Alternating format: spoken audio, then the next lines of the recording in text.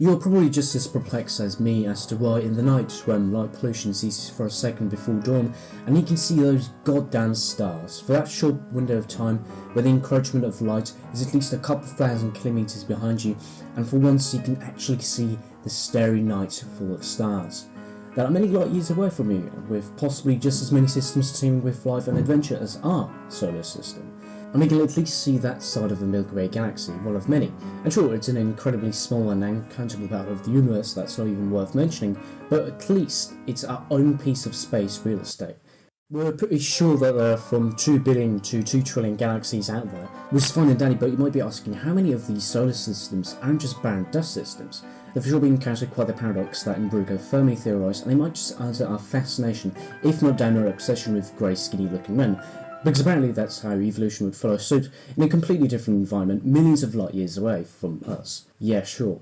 Well, he theorised 2 possible outcomes, and I'll simplify it as much as I can. Either we are alone or the universe is teeming with alien life, and we simply haven't detected anything yet. Both outcomes being bloody terrifying. Maybe alien life is so different from our conventional reality of conscious thought and physical matter that it evolved in one really specific way that you wouldn't even bother expanding. We silly beings can't even decide whether they have a language, if there even is a reason for a language, if they're strictly biological beings, if they even are products of nature. But the main thing is, how would we even communicate with them? We think we can when we sent Voyager 2 into space with the Golden Record.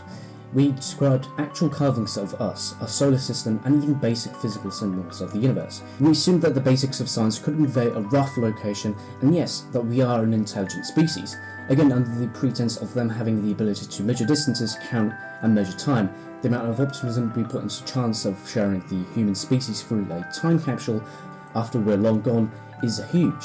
Yet somehow the chances of an alien species discovering our old relic is still likelier to occur than us existing here on Earth, and you being here, hearing my really pretentious voice, which is quite a mindfuck. First off, you need to be born into a stable enough social standing to be able to afford an internet connection.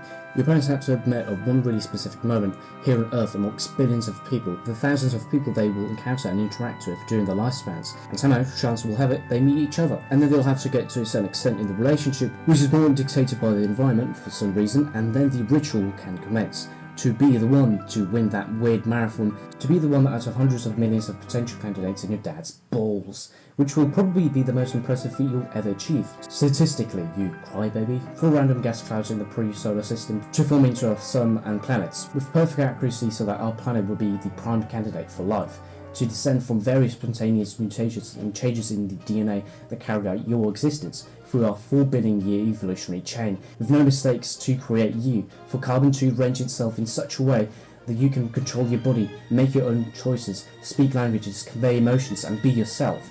Your brain is just a bunch of atoms arranged and supershaded to function in a certain way to be able to perceive this video as a whole lot of bull. See, your brain is conscious for, well, we don't really know why. How is it that we're so different from the rest of the animal kingdom in terms of the whole intelligence thing? How is it that we can recognise ourselves in reflections, make overcomplicated micro-simulations of potential mates, and think and make shit about virtually anything? There might be a reason for this. Perhaps consciousness was born out of nature giving us the ability to make quick choices and be aware of our environment against potential predators. Or when we slowly transitioned from apes living on trees to sociable apes on the ground, then there might have been an incentive to give us the ability to be aware of our fellow apes and work together. Either way, thanks nature. But then again, some members of the animal kingdom have the ability to self-perceive as well. Sure, not to the same extent as us, though we were somehow the exception. What's so special about us? What's the big deal, universe, you statistically not 4.3 billion year old spontaneously self-created, infinitely expanding piece of garbage? Must be Buddha. And actually, on the topic of Buddhism, maybe there's some secret laws of the universe that dictate a constant infinite rebirth. The universe, as we know it, is expanding faster than the speed of light, and the space within it gets ever so stretched and creates greater distances between galaxies. And when the heat death of the universe happens many years in the future, wouldn't it do the opposite and contract on itself? Just as the universe expanded from virtually nothing from a tiny dense ball, which was so hot and dense that it for sure must have defied the laws of physics. Expect a constant cycle of explosion and implosion. And if so, wouldn't everything be predetermined? If the universe is constantly repeating its history, simulating itself, wouldn't everything that you do be predetermined?